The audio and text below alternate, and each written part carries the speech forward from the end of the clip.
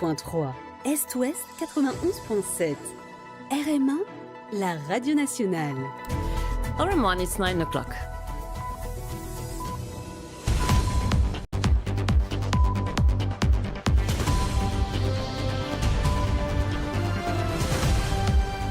The news with Eris Stewart. Good morning, Eris. Good morning, Sophie. The headlines. UK pauses parliamentary process on Chagos agreement amid consultations with the United States. Inquiry into Andy Salmo's death continues as prison officers and doctors testify. 26-year-old woman fatally stabbed in Maibo at bus station. 3 arrested in Rocheterre-Grand-Goube in major drug, money laundering and firearms case. Former Loreto Cupid Junior School music teacher denies allegations as ombudsperson for children urges victims to come forward. Central Water Authority takes preventative measures against leptospirosis risk. In world news, Kim Jong-un signals openness to US dialogue but labels South Korea as main enemy. And in sports news, preparations begin for the 12th Indian Ocean Island Games to be held in the Comores. In the United Kingdom, the ratification process of the agreement on the Chagos Islands has taken a new turn. A British minister indicated that the parliamentary process concerning the treaty providing for the transfer of sovereignty of the Chagos to Mauritius would be put on hold. However, a government source later clarified that this was not a formal suspension, but rather ongoing exchanges and consultations, notably with the United States regarding the military base on Diego Garcia. By way of reminder, the agreement negotiated under Prime Minister Keir Starmer provides for the retrocession of sovereignty to Mauritius while guaranteeing the continuation of strategic operations on Diego Garcia. The text still has to be examined and approved by the British Parliament. Hearings in the Commission of Inquiry into the death of detainee Andy Salmo continued yesterday in the presence of former Judge Paul Lam Shang Lin. Several witnesses were heard, including 2 prison officers who were on duty on the 9th of December 2025, the day of his death. 2 health service officers as well as 2 doctors from the Mauritius Prison Service were also called to testify. More details with Jenny Yalapa. On 9 December, Andy Salmo visited the medical center at Melrose Prison on 2 occasions.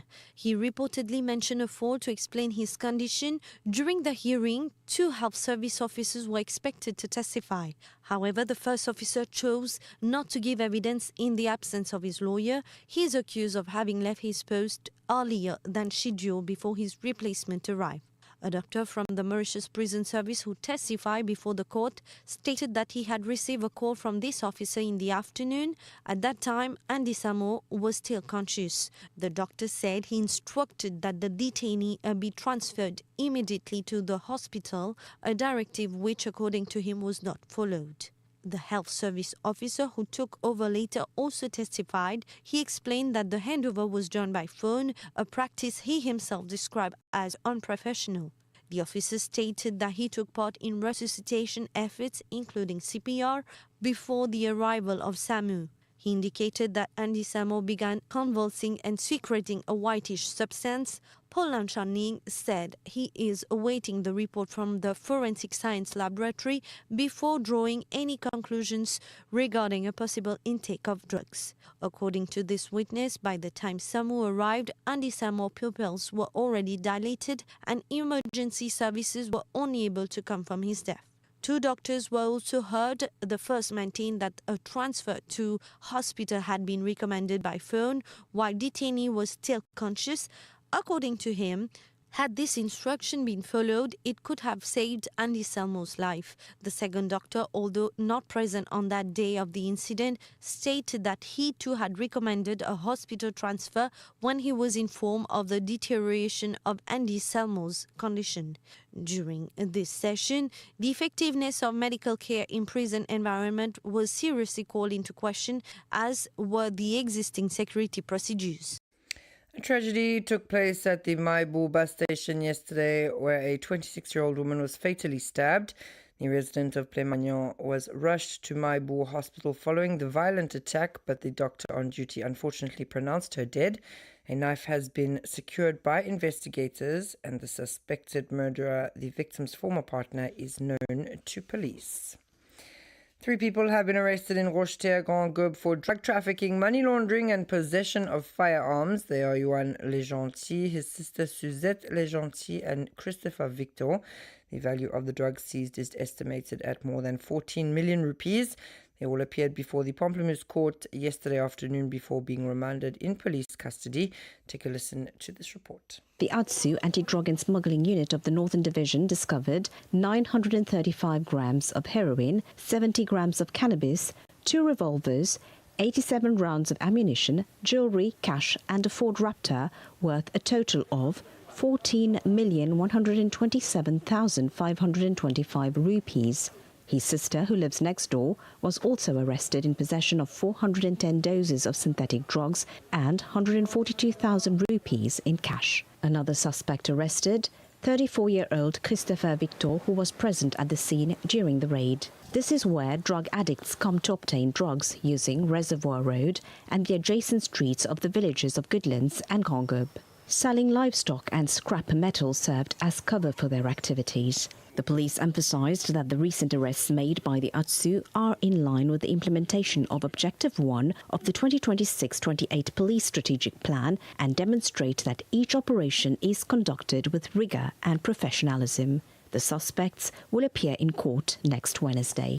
And in other court-related news, Frédéric Pavadi was questioned yesterday by the Cupid police following a complaint lodged by a former student of Loreto Junior School for alleged indecent assault. In the presence of his lawyer Sanjeev Tilakdari, he denied the accusations. His motion for conditional release will be heard this afternoon at the Cupid court. The music teacher, who was dismissed following the outbreak of the scandal, is also facing criticism on social media. A former student from another private school has also since accused him of inappropriate behavior. The Ombudsperson for Children's Office is monitoring the case and is calling on any potential victims to come forward and lodge complaints. Anita Gura stated that her office is gathering information from Loreto Junior School and other institutions where Frédéric Pavadi has worked. The Minister of Gender Equality, Ariane Navarre-Marie, who has also reacted, reminded childcare professionals of their obligation to report any case of abuse, whether physical or psychological. And finally, in other news, leptospirosis, a disease transmitted by bacteria found in the urine of rodents, particularly rats, can be contracted through contaminated water. Responsible for the treatment, management and distribution of potable water in the country, the Central Water Authority says it is taking the necessary measures to prevent any risk of contamination. A team visited the La Nicollière water treatment station. We listen to more on this. At the Nicollière water treatment plant, 100,000 to 105,000 cubic meters of water are treated daily. Site maintenance remains a priority, including covered garbage cans and rat traps in specific areas. In addition to rodent control, the water from La Nicollière reservoir undergoes various stages to ensure that the distributed water is safe and clean for consumption. The first step of treatment of reservoir water is aeration to remove odour, followed by flash mixing where products are added. The water then goes through a filter, followed by the addition of chlorine and pH tests, after which it's ready for distribution. The CWA operates 7 water treatment plants, handling a total of 900,000 cubic meters of water daily. It's 9:09. You're listening to RM1. When we move to international news, North Korean leader Kim Jong-un has suggested his country could get along with the United States, but declared that South Korea, Washington's security ally, remains its most hostile enemy, state media reported. Kim made the remarks at the end of a landmark party congress urging Washington to respect Pyongyang's status as a nuclear power. His comments come amid growing speculation that US President Donald Trump may seek a meeting with Kim on the sidelines of a visit to China in April. And finally in sports, with a year and a half to go before the sporting event is held in the Comores, the first meeting was organized yesterday afternoon between the Minister of Youth and Sports and the relevant sport federations. The meeting took place at the ministry's headquarters in Port Louis. Several issues surrounding Mauritius's participation were discussed. We listen featuring interventions from Minister Devin Nagalingam, David Prosper, and Treasurer of the Mauritius Judo Federation took part in the meeting yesterday. That's all from me this morning. Thanks so much for listening. Stay tuned now to the Intermeet with Lizzie.